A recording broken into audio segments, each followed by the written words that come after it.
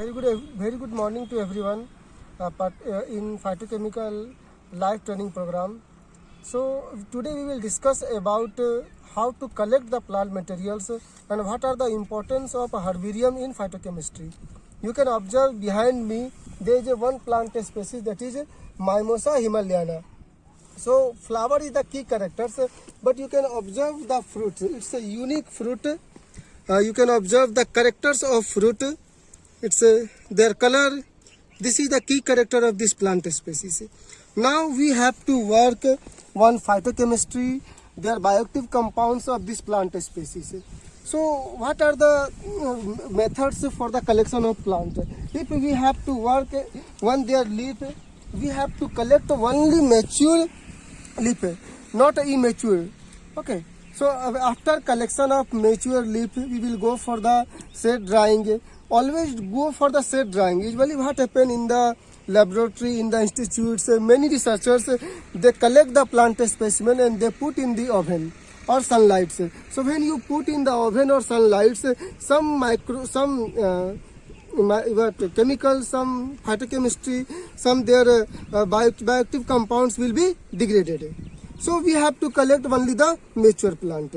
Now what is the need of herbarium seed? We are observing here it has a fruit.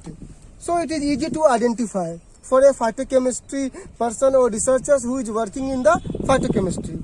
But many times we have observed that they have collected some plant species and they have given the name of the other plant species. They have done the phytochemical works, they have done the bioactivity, and after that they have published a plant the results on a plant species, and after some years we found that they wrongly identified this plant species. So this is the need behind the herbarium preparation of a plant species.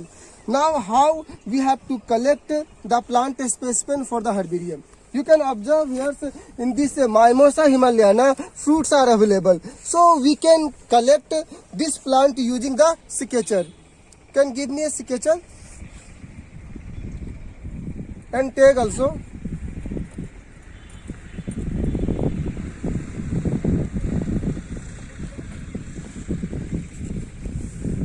So this is a tag.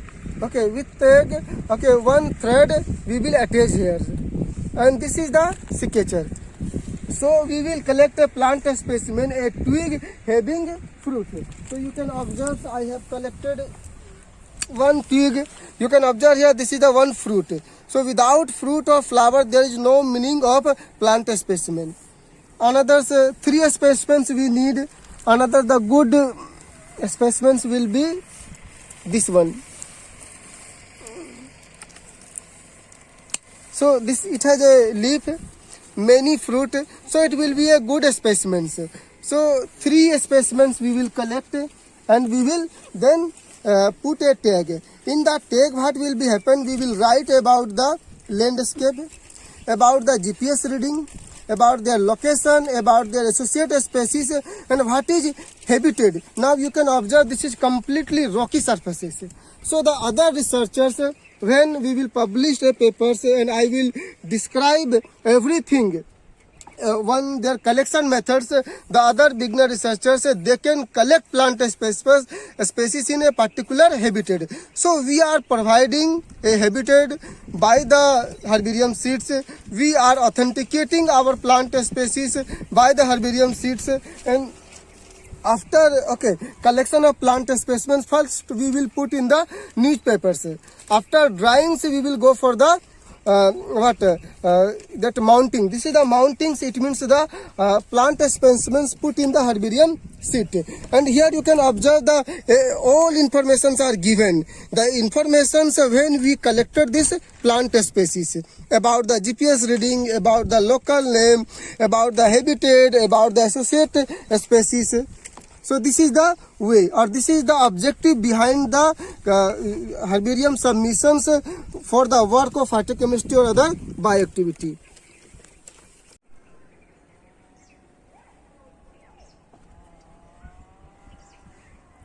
So you can observe here, this is Syzygium cumini or jamun. Very important plant species against diabetes. Its fruits are used against diabetes, and the bark is able to settle down the heavy metals. If we have to work on the Syzygium cumini, we can collect this plant parts like if we have to work on the leaves. So only leaf twig we will collect like this, and we will collect lots of such leaves and we will dry. But the question is, if researchers from the biochemistry or phytochemistry, if they have no idea about the identification of this plant species, how they can authenticate this plant for their work. So if we are going to collect this plant species for the herbariums, we can't collect it because there is no fruit, there is no flower. So very difficult to identify this species when we will put in the herbarium seed. So we can collect only if we have a very good idea about taxonomy of Syzygium cumini. Otherwise, we should not collect such plant species. So first we have to submit our herbarium seed, then we have to start our work. Now come for the another plant species. You can observe here. This is Gymnema sylvestris or Goodmary. And you know, Gymnema sylvestris is one of the best plant against diabetes. So because I can identify this plant species, so easily I am able to say.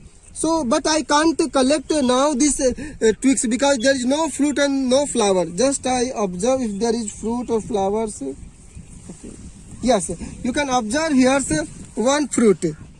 So now using the fruit characters, I can identify this species that it is a Gymnema sylvestris or Goodmary. Now I can collect at least 3 plant specimen for herbarium seed for authentications, and also I collect the leaves for maybe in vitro anti-diabetic activities or antibacterial activities or any others, estimation of phytochemicals, estimation of bioactive compounds, qualitative or quantitative.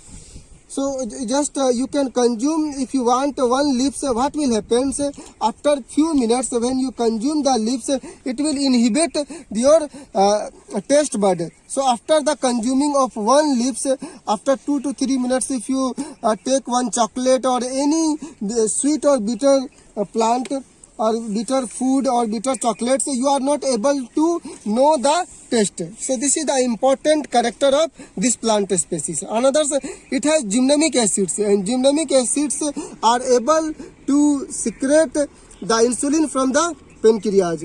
So this is the character, and only because it has fruits, I am able to identify this species, and we can collect 3 plant specimen for herbarium seed. After that, we will collect the plant parts like stem or leaf, and we will go for the set drying. After set drying, we will do the powder.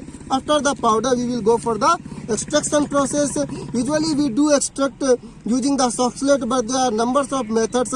After the extractions, we will get a crude extract, and using the crude extract, we will do the phytochemical analysis, qualitative and quantitative, and we can go for the bioactivity. Like this plant, okay, it's a traditional therapeutic system say that it plant is used against diabetes, so we can go for the in vitro anti-diabetic activities.